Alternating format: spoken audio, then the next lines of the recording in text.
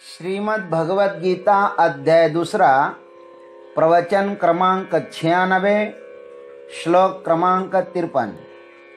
ओम त्र्यंबकं यजामहे सुगंधिं पुष्टिवर्धनम् उर्वारुकमिव बन्धनान् मृत्युर्मुक्षीयमामृतात् समस्त जन कल्याणे निरतं करुणामयम् नमामि चिन्मयं देवं सद्गुरुं ब्रह्मविद्वरं वसुदेवसुतं देवं कंसचानूरमर्दनं देवकी परमानन्दं कृष्णं वन्दे जगद्गुरुम्।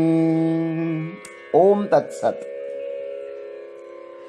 निष्काम कर्मयोग के अनुष्ठान से मोहरूपी मलिनता को नष्ट करने के बाद शास्त्रीय मतभेदों से विचलित हुई बुद्धि भी स्थिर होनी चाहिए, तब ही आत्म साक्षात्कार रूप योग प्राप्त हो जाता है। भगवान अर्जुन को अब यह बताते हैं, श्रुति विप्रतिपन्ना ते यदा स्थास्यति निश्चला समाधावचला बुद्धिः तदा योगमवाप्स्यसि। अन्वयार्थ, श्रुतिवि प्रतिपन्ना ते बुद्धिः यदा निश्चला सति अचला समाधौ स्थास्यति तदा योगम अवाप्स्यसि। भगवान कहते कि हे अर्जुन, अनेक प्रकार के शास्त्रीय मतभेदों के श्रवण से विचलित हुई तुम्हारी बुद्धि जब निश्चल होकर अचल परमात्मा में स्थिर हो जाएगी, तब तुम आत्म साक्षात्कार योग को प्राप्त करने के अधिकारी हो जाओगे। आइए इस पर हम लोग चिंतन करते हैं। श्रुतिवि प्रतिपन्नाते बुद्धि है। अनेक प्रकार के शास्त्रीय मतभेदों के श्रवण से यदा कदा साधक की बुद्धि विचलित हुआ करती है।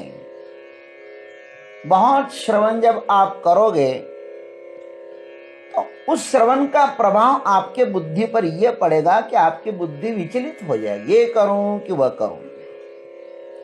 विषाद योग में इत्यनुशुश्रुमा जो अर्जुन ने कहा था, ऐसा मैंने सुना है, ऐसा उन्होंने कहा था। इस वाक्य से स्पष्ट ही है कि अर्जुन ने भी बहुत कुछ कर्म कांड आदि शास्त्रों के विषय में सुना है। इसके अनुसार ही वहां पर अपने मोहरूप कलुषता की परिपुष्टि के लिए अर्जुन ने बहुत से तर्क दिए थे, और वे समस्त तर्क शास्त्र सिद्ध थे, शास्त्र विरुद्ध नहीं थे। कर्मकांड के स्तर पर रहकर उन्हें काटना भी यह दुष्कर प्रयास ही होगा, क्योंकि स्वयं श्रुति भी किंचित काल तक अर्जुन के तर्क को सहायक हो जाती है, यह सत्य है। किंतु यह भी इतना ही सत्य है कि आत्मज्ञान के अति उच्च शिखर पर स्थित होकर वेदों के कर्मकांडात्मक हिस्से को देखे तो यह नश्वर अनित्य मालूम होकर मात्र एक भ्रांति प्रतीत होती है। कर्म कांड भी एक प्रकार की भ्रांति ही सिद्ध हो जाती है। श्रुति ने यथाधिकार उपदेश कर जीव को शनै शनै अपने सत्स्वरूप तक लाने का ही प्रयास किया है। केवल कर्म कांड पर ही विश्वास रखने वालों के लिए भगवान ने कहा, व्यवसायात्मिका बुद्धि ही एकेह कुरुनंदन बहुशाखाह्यनन्ताश्च बुद्धयो अव्यवसायिनाम। इस श्लोक में उन्होंने केवल कर्मकांड पर ही विश्वास रखने वाले को प्रताड़ित किया है। भगवान अर्जुन से परिचित है, अतः उन्हें यहां पर स्पष्ट ही कहते हैं कि तुम्हारी बुद्धि शास्त्रीय सिद्धांतों में उलझी हुई है। इन 2 श्लोकों में 2 बातें भगवान ने स्पष्ट ही बताई है। कौन कौन से 2 श्लोक है? यदा ते मोह कलिलम बुद्धिर्व्यतितरिष्यति तदा गंतासि निर्वेदम श्रोतव्यस्य श्रुतस्य च। और इस प्रस्तुत श्लोक में श्रुति प्रतिपन्नाते यदा स्थास्यति निश्चलः। पहले में तो यह स्पष्ट ही कहा कि मोहरूप संसार में मनुष्य बुरी तरह से फंसा हुआ है। अनादि अनंत काल से उनके मन पर विषया शक्ति के संस्कार दृढ़ हुए हैं। अर्जुन जैसा बहादुर व्यक्ति भी हतबल हो गया मोहात्मक परिवार को देखकर। मनुष्य इस मोहरूप दलदल में फंसा हुआ है, अतः सदसत विवेकवती प्रज्ञा को वह प्राप्त नहीं होता। उनके बुद्धि पर जो आवरण रहता है ना, वह अज्ञान का ही होता है, अतः उनका विवेक भी अज्ञान जनित ही होगा। मोह में आविष्ट व्यक्ति भी विवेकशील ही होते हैं। मोह में आसक्त है लेकिन विवेकवान है। लेकिन ध्यान रखना, उनका विवेक भी संसार का ही पक्ष लेता है।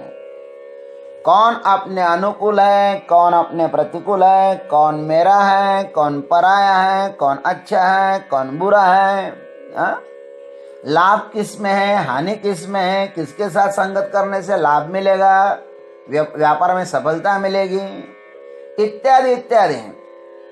और जब लोभ के कारण बहुत ही वे लोग स्वार्थी होते हैं। यह विवेक तो पशुओं में भी होता है। इतना ही है कि पशु प्रगति नहीं कर पाया, मनुष्य ने प्रगति की है, क्योंकि भगवान ने इनको बुद्धिमान बनाया है। यही मनुष्य की विशेषता है।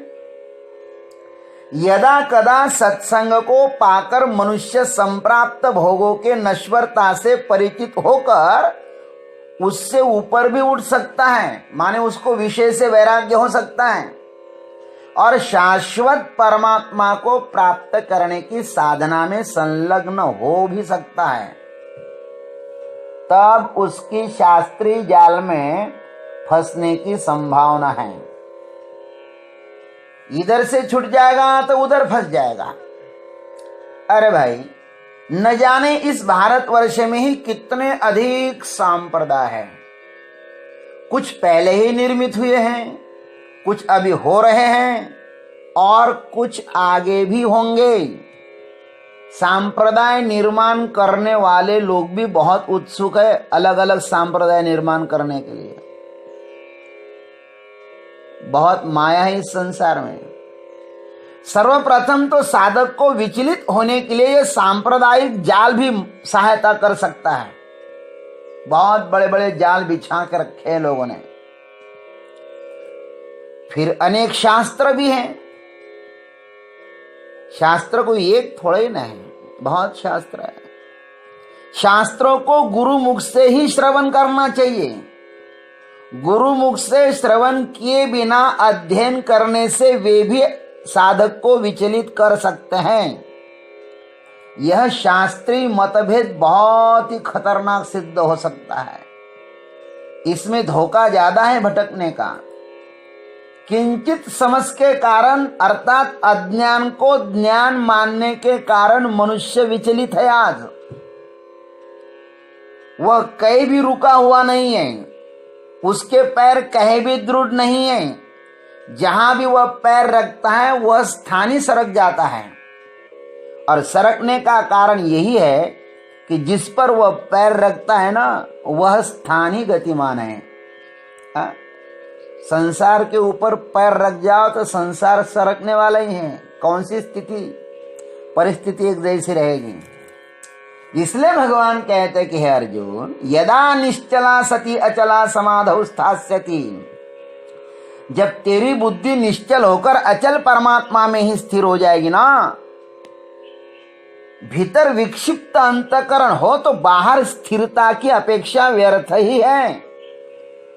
कई बार लोगों का चेहरा बाहर से तो स्थिर मालूम पड़ता है, लेकिन भीतर होता है गतिमान, चलायमान, अस्थिर।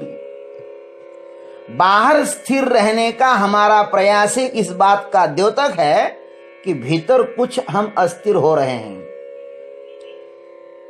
भीतर की कमी को मनुष्य बाहर से पूर्ण करना चाहता है, लेकिन यह असंभव है।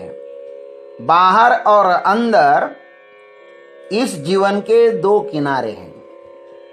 यह तब तक पृथक ही रहते हैं जब तक विराट परमात्मा से नहीं मिलते। गंगा जी के दो किनारे गंगा सागर में विलीन हो जाते हैं, तब तक उनके मिलने की आशा करना निरर्थक है। अंतःकरण जब अचल परमात्मा के साथ जुड़ जाता है ना, तब सब स्थिर हो जाता है। अंतःकरण संसार की तरफ से उन्मुख होता है, तभी उसमें आत्मा की झलक दिखाई देती है। और तब भगवान कहते हैं तदा योगम अवाप्स्यसि। हे अर्जुन, तू ज्ञाननिष्ठ समाधि योग आत्मयोग को प्राप्त हो जाएगा बाबा, जब तू स्थिर हो जाएगा तब। भाष्यकार ने एषा ते विहिता सांख्ये बुद्धिर्योगे त्युमाम शृणु, इस श्लोक में योग शब्द का अर्थ किया था कि निष्काम कर्मयोग। निष्काम कर्मयोग यह सांख्य योग का परंपरिया साधन है, और समाधि योग यह साक्षात साधन है। वही समाधि योग आत्मयोग, उसको आत्मयोग भी कहते हैं, भगवान अर्जुन को बताया।